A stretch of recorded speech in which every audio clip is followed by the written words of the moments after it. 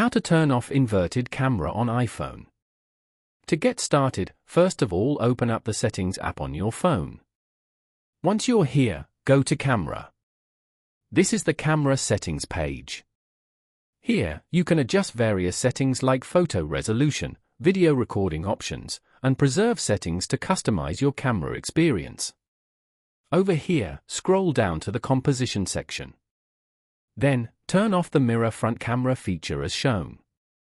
This setting ensures your selfies look the same in the final photo as they appear in the camera preview, appearing as if you are looking in a mirror.